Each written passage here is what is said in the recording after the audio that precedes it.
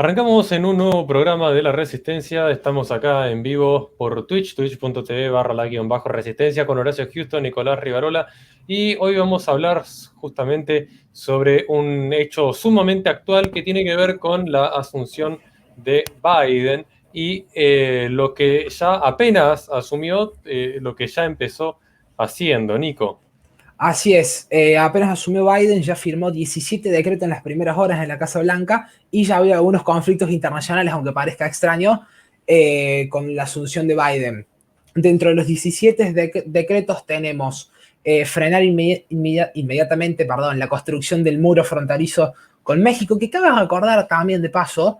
que el muro ese se empezó a construir en el 2006 y durante los dos periodos de Obama se construyeron 1000 kilómetros, mientras que con Trump se construyeron solo 13, por dar un dato ahí de color a esta situación, que no fueron los republicanos los que construyeron verdaderamente el muro con México. Luego también levantar el ban para los terroristas o para los países que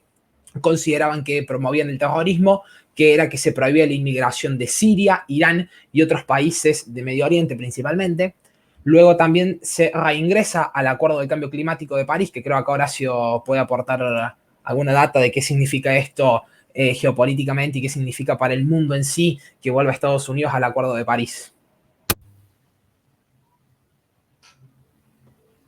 En primer lugar, creo que el Acuerdo de París, como ya se ha tratado en bloques anteriores para la resistencia radio, no es solamente la visión en términos impositivos mediante los cuales las empresas de aquellas naciones a las cuales adhieren van a tener que subvencionar a los países que están en vía de desarrollo para mermar los grados de contaminación. Entiéndase, a grandes rasgos pareciera ser que el Tratado de París implica solamente una suerte de desvío de fondos. Luego se discutirá si esto es una política eminentemente socialista o si en acaso hay una preocupación genuina por el cuidado ambiental. Lo real es que esto se traduce en que los países de categoría 1 tienen que, a pesar de haber hecho un gran esfuerzo en infraestructura para mermar los índices de contaminación, subvencionar a los países de categoría 2, entiéndase la India, entiéndase regiones de África, regiones de Medio Oriente que tienen altos índices de contaminación, ciertos países del centro de América. Y acá empieza la discusión, porque en un momento Trump dijo, bueno, ¿por qué mis empresas tienen que tener una presión tributaria mayor para desviar fondos hacia estas naciones que no tienen ningún incentivo económico para salir de aquellos índices altísimos, tal como los mostrase Heritage Foundation, entiéndase esta fundación conservadora especialista en índices económicos y entornos de la libertad económica? Pero creo que el problema de fondo, a mi humilde entender, es que más allá de esta cuestión netamente económica, lo que hay detrás del Tratado de París es la anuencia en las agendas ecologistas, agendas que por definición son post-marxistas, porque mucha gente confunde el ecologismo con aquellas visiones conservadoras de Roger Scruton o incluso ciertas filosofías griegas en torno al ambiente, con lo que realmente es el ecologismo. Esa bandera que se gestó entre los 60 y los 70 de la mano de Paul Ehrlich como forma de control poblacional y a su vez con ciertos elementos de la escuela de Frankfurt en torno a lo que es un post-marxismo, esta visión anticapitalista por definición. Y yo creo que este regreso al Acuerdo de París muestra claramente una senda proto-socialista del primer mandatario de Estados Unidos. Y esto no es un tema menor, más si consideramos que el antinatalismo es una de las principales corrientes de pensamientos que enarbolan los demócratas actualmente.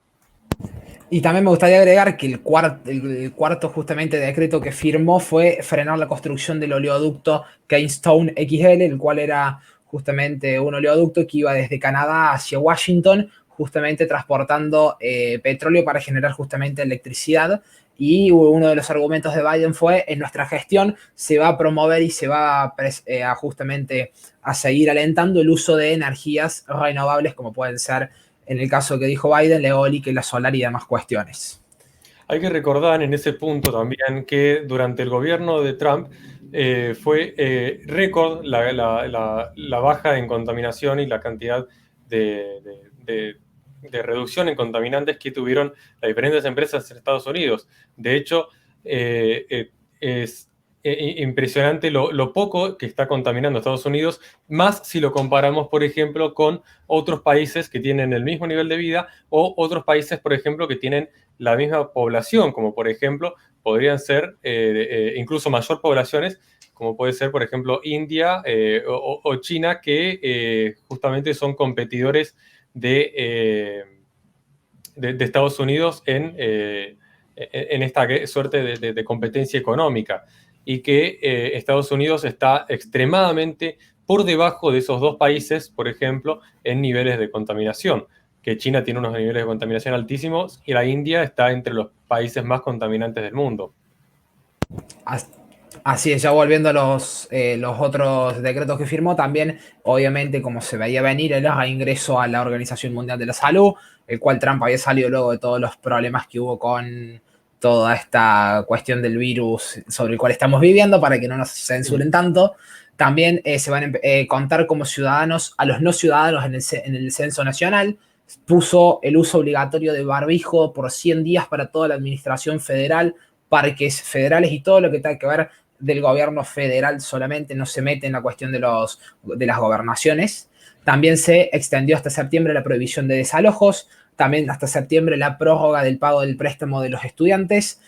También se volvió a instalar el programa DACA para otorgar ciudadanía a los hijos de inmigrantes ilegales. También se terminaron las órdenes de arresto fronterizos de la administración de Trump para el ICE. También se otorga protección a la comunidad de liberianos en Estados Unidos, la reestructuración del presupuesto nacional del COVID-19, la cual se va a encargar la vicepresidenta, para ser más preciso, de esta cuestión y de la mayoría de las que hemos mencionado. También se elimina la comisión 1776 de Trump, que coordinaba las acciones del gobierno federal en educación. También la protección laboral a los ciudadanos en el área laboral, justamente contra la discriminación por su sexualidad, que en este punto también cabe recordar que el ministro o la ministra, porque no quiero asumir como que se identifica para no comerme denuncia de ningún lado, es una persona trans. Primera vez en la historia que un ministro de salud y una de las personas más importantes del gobierno de Biden, en este caso, con todo este supuesto problema sanitario que está habiendo, es una persona trans. Y justamente, y creo que estamos de acuerdo los tres, que no es por sus capacidades, porque si podemos ver, no aparece en ninguna revista científica, ni tiene ningún conocimiento previo, título honorífico o algo que demuestre que sabe, sino que simplemente es por su condición de transexual. Y por último, ya elimina todos los decretos de la última semana de la Casa Blanca, de Trump, que había hecho en la Casa Blanca, y crea una comisión para formular una nueva ética a seguir por el Poder Ejecutivo. Esas fueron justamente las primeras 17 medidas. No sé si Horacio o Nera quieren decir algo para después pasar al conflicto ya internacional que se generó con todo esto. Yo creo que lo que ha sido muy claro lo que has planteado, Nicolás, y realmente creo que ha sido un resumen por demás preciso, técnico y adecuado para la ocasión que estamos transitando. Simplemente, ya como para no extender tanto el bloque, me llama mucho la atención el tema del reingreso a la Organización Mundial de la Salud. Digo por qué, a ver, claramente que todas las medidas que ha adoptado tienen una tendencia a lo que nosotros podríamos definir como una izquierda o una centro-izquierda, tiene una tendencia a esa tradición propia del Partido Demócrata. De hecho, no es sorpresa su posicionamiento en aquellos aspectos, ni siquiera que sea consecuente con la agenda de género, y más en el Ministerio de Salud. Pero sí es llamativo, digo, muy entre comillas porque era esperable, este reingreso a la Organización Mundial de Salud, y justo acompañando las agendas de género dentro de su Ministerio de Salud interno, van de la mano, la visión antinatalista, que ya se va a exponer luego cuando hablemos del ecologismo, justo se da en este reingreso a la Organización Mundial de Salud y con estas agendas de género dentro del propio Ministerio de Salud, considerando a su vez el financiamiento que tuvo el International Planned Parenthood. Creo que es al menos llamativo. ¿Por qué digo esto? Porque me interesa ver qué va a suceder a futuro con Biden en torno a la propuesta y el plan de acción que había generado Trump junto a Bolsonaro, Putin y el Grupo de África en el rechazo a las políticas antinatalistas de justamente la Organización de las Naciones Unidas. Y sería interesante ver cómo se desenvuelve en el plano internacional, si en ese sentido van a hacer expresa su postura a favor del genocidio prenatal o si van a intentar dar cierta continuidad institucional a lo que ya había intentado gestar Trump a nivel internacional. Así es, y para ir cerrando, porque creo que ya estamos justo de tiempo, ¿o no, Nera? Vamos 10 minutos exactamente. Quería destacar también ahí el tema justamente de el cese la prórroga de las deudas, por ejemplo, ¿no? ¿Cómo se Sí, dice? el pago de préstamos de estudiantiles. Exactamente. Que no es un tema menor porque justamente los estudiantes que tienen problemas en este momento con los pagos estudiantiles son justamente los que se están dedicando o se dedicaron a estudiar carreras improductivas, carreras que no tienen ningún tipo de futuro, carreras que no le van a dar un salario de futuro, como pueden ser las carreras de género, todas estas carreras que tienen más que ver con el área social, que no tienen ninguna necesidad de mercado y que son justamente las carreras que estudian todas estas agendas que está promoviendo esta gente y que el único futuro que van a tener es, claro, en un gobierno como el de Biden, en el cual, bueno, van a poder crear puestos estatales en los cuales sirvan de algo esas carreras, nomás para imponer ideológicamente ese tipo de ideas. Pero son justamente a esas personas las que las que necesitan esta prórroga en los estudios porque son carreras que no tienen ningún tipo de futuro ni ningún tipo de pago por lo que están estudiando. Así es, y para cerrar justamente internacionalmente lo que ha sucedido, por ahora China anunció por primera vez en la historia que va a imponer sanciones a 28 personas estadounidenses, dentro de los cuales se ubican los más conocidos: Mike Pompeo, que fue el jefe de gabinete de Donald Trump durante la gestión de Trump; Robert O'Brien; Alex Azar y Steve Bannon, un conocido de la casa, podríamos decir, el cual Trump indultó hace un par de días solamente, el cual hay que recordar que había sido detenido en el 2020 por supuestamente fraude en la captación de donaciones para la iniciativa de la construcción del muro fronterizo Estados Unidos-México, y luego de varias horas en el Tribunal de Manhattan, en Nueva York, fue liberado bajo una fianza de $5 millones. Y Steve Bannon, justamente, que es uno de los grandes asesores y de los promotores a nivel internacional de la derecha popular, del liberalismo económico, el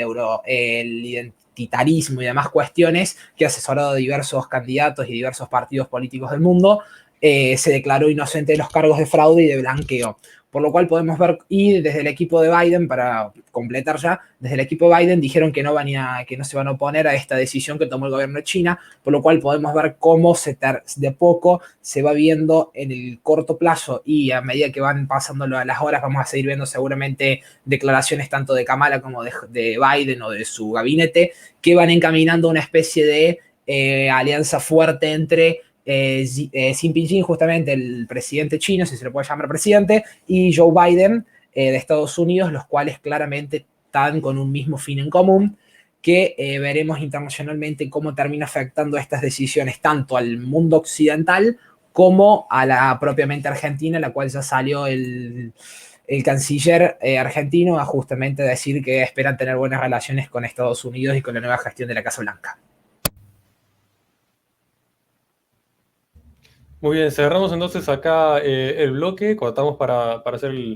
el video de la resistencia. Le pueden encontrar en la descripción nuestras redes sociales